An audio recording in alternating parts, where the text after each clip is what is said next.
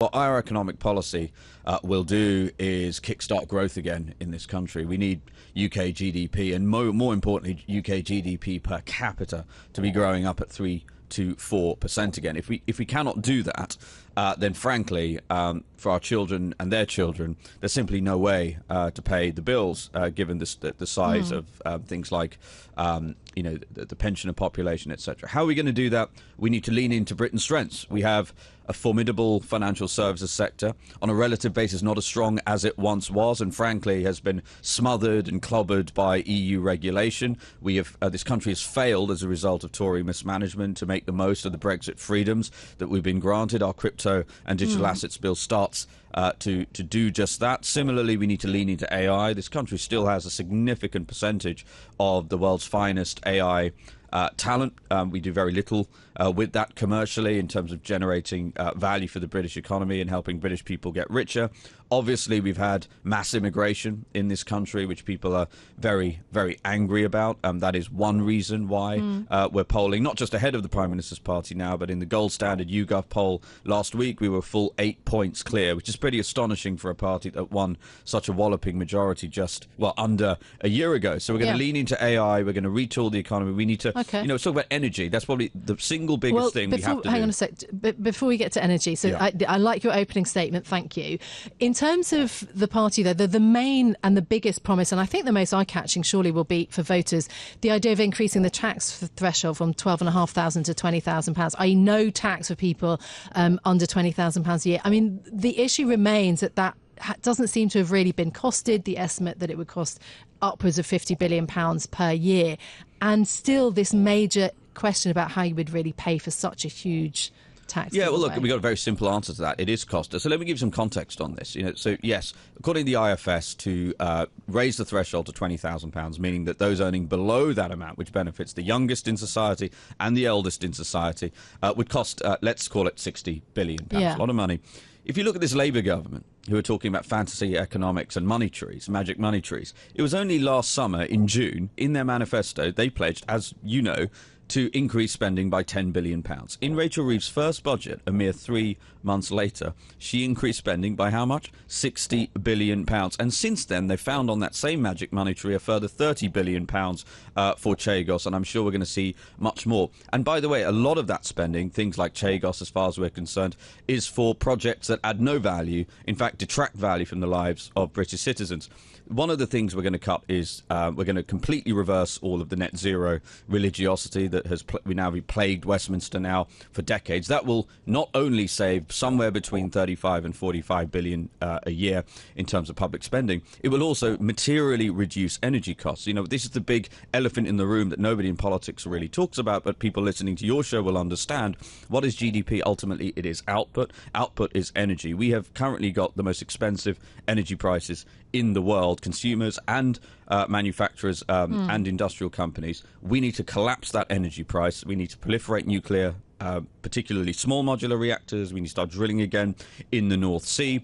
And if we don't reduce our energy prices dramatically, we're going to get left behind. I mean, look at China, which is producing somewhere between 4.6... All of that means massive investment, and drilling in the North Sea doesn't mean that you lower oil prices. It means that you produce oil for private companies that goes on to public international markets. Sure, but the reality is that will reduce energy prices in the medium term, right? Absolutely. If you increase the supply, the energy price will come down. And in terms of investment, it's a global market for oil. Well, absolutely, but the North Sea is a meaningful input into that, and has been heavily curtailed. And the evidence of that is the tens of thousands of jobs that have already been lost in that regard. In terms of SMRs, look, we already have a national champion in the UK in the form of Rolls-Royce, who are pretty good at building high cost of failure, highly sophisticated manufactured parts. SMRs can also, because 80 to 90% of the components are built in a factory, you can proliferate those much more quickly than you can the large reactors. Okay. In terms of, you've been credited with professionalising the party,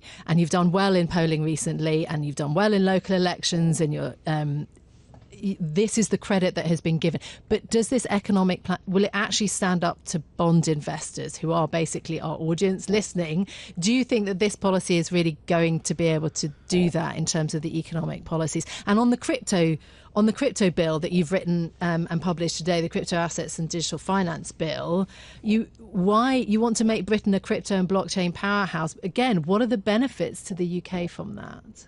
So in terms of whether markets will like our economic policies, I think they will, because we'll be very transparent, not just about areas where we will cut taxes, and we do need to cut taxes, otherwise this economy is going to continue to basically not grow. We're going to be very clear where we're going to cut spending. Nigel, in his speech this week, actually talked about somewhere between 350 and 400 billion pounds of spending cuts that he wants to make in his first term. How do you deliver that? I mean, Elon Musk made the exact same promise a few months ago for the US, and Doge promised trillions of dollars in cuts.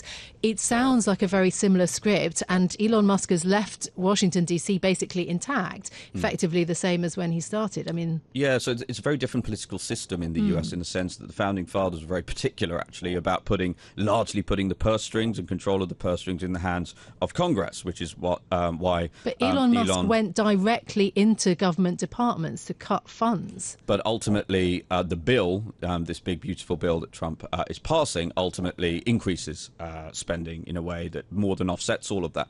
The Prime Minister of the United Kingdom, assuming that he has the support of a significant majority of his or her MPs, is much more actually constitutionally empowered to make the sort of cuts that we're talking about. You can actually do it in the budget. And Nigel's being very clear. Look, some people won't like the fact. Some people love net zero. We're being very clear that a lot of people don't, and that's why we have so much support already. We need to scrap the net zero subsidies. We need to stop the net zero investments that are being made. We have to cut energy prices. We have to cut foreign aid. We have to deport people here illegally, so we no longer have to spend £5 billion a year of British taxpayers' money on asylum hotels. If you made a 5% cut, so just the last point I'd make, if you just look at these quangos, if you made a 5% cut to their budgets, which we think is more than achievable, that's a further 13 billion. The cuts I've just given you there are between 75 and 85 billion pounds per year. Even if we managed to get through an awful lot of that, that would more than fund the programs that Nigel's talking about in terms of tax cuts.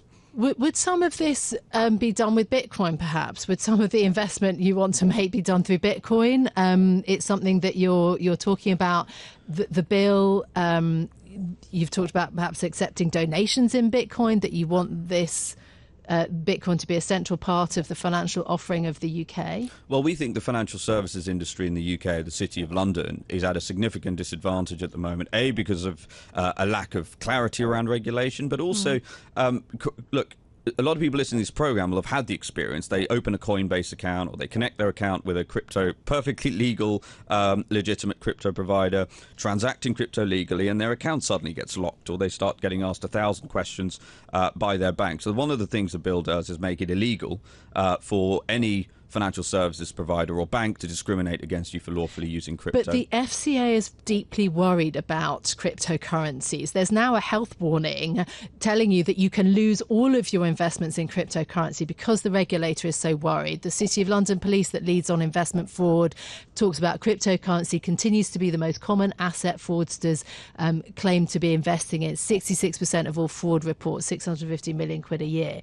It's a deeply still problematic investment, isn't it? No, the reality is that we need to do a few things. Number one, we need to actually improve the regulatory regime so that a lot of the crypto activity comes onshore and is fully transparent. That's why, despite the fact that we're saying we're going to cut the capital gains tax on crypto assets to 10%, we think over the course of Nigel's first term will meaningfully increase tax receipts as a result of crypto transactions. Secondly, we're going to introduce a 2-year regulatory sandbox, precisely so major financial institutions, including the ones not far from this office, have some time to actually build innovative products. And look, we're getting overtaken. We can live, the FCA can choose to live in the 1970s if it wants. 1 in 4 18 to 34-year-olds in this country already transact in crypto. And if we don't bring them into the system, if we don't make it fair and listen to them, which is why reform has a lot of young people's support, we're going to get left behind in this competitive world.